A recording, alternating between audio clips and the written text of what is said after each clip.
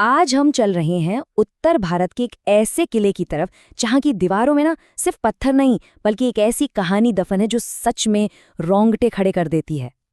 सोचिए, एक वीरान सदियों पुराना किला, उसके अंदर एक दफन राजकुमारी और एक ऐसा राज जिसे आज तक कोई सुलझा नहीं पाया।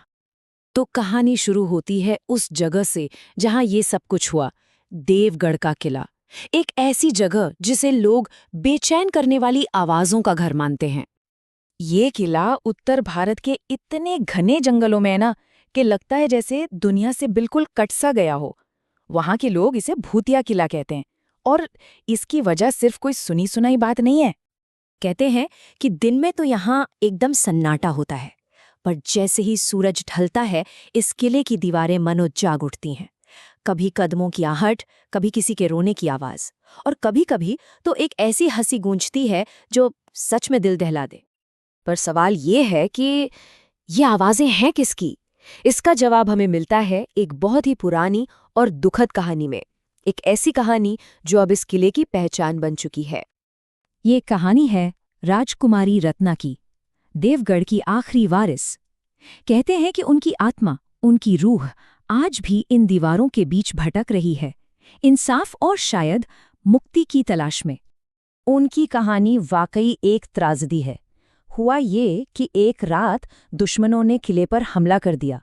उस हमले में पूरा का पूरा शाही परिवार मारा गया, लेकिन राजकुमारी रत्ना के साथ जो हुआ वो मौत से भी कहीं ज्यादा भयानक था। उन्हें जिंदा ही दीवारों में चिनवा दिया गया। सदियों तक तो ये कहानी बस एक कहानी ही बनी रही। लोग सुनाते थे, डरते थे, बस। लेकिन फिर कुछ हिस्टोरियंस ने फैसला किया कि वो इस कहानी की तह तक जाएंगे। वो सच की तलाश में वहां पहुंचे। देखिए, वो लोग इसे सिर्फ एक अंधविश्वास मानकर छोड़ने वालों में से नहीं थे। उनका मकसद साफ था, या तो इस कहानी के पीछे छिपे सबूतों को ढूंढ निकालो या फिर इसे हमेशा के लिए खत्म कर दो। अब सच का पता तो ऐसे लगता नहीं, तो उन्होंने एक बहुत ही हिम्मत वाला कदम उठाया। फैसला किया कि वो अपने सारे इक्विपमेंट के साथ किले में रात गुजारेंगे।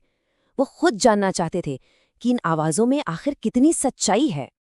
तो उन्होंने अपने ऑडियो रिकॉर्डर्स ऑन किए और बस इंतजार करने लगे। रात गहरी होती गई और फिर ठीक आधी रात को उनके रिकॉर्डर में कुछ ऐसा कैप्चर हुआ जिसकी उन्होंने सपने में भी उम्मीद नहीं की थी। रिकॉर्डर में एक बहुत ही धीमी, दर्द भरी फुसफुसाहट सुनाई दी। कोई कह रहा था, मुझे बाहर निकालो, मैं अभी भी जिंदा हूं। ये मदद के लिए एक पुकार थी, एक ऐसी रूह की पुकार जो सदियों से कैद थी। और उस एक पल में वो पुरानी कहानी एक खौफनाक हकीकत बन गई। इस एक रिकॉर्डिंग ने सब कुछ बदल कर रख दिया। पूरी टीम के होश उड़ गए थे। वो बुरी तरह डरे हुए थे, लेकिन उन्हें ये बिल्कुल अंदाजा नहीं था कि राजकुमारी की शांति भंग करने की कीमत क्या होने वाली है। अगली सुबह जब सूरज निकला तो टीम में एक अजीब सी दहशत फैल गई।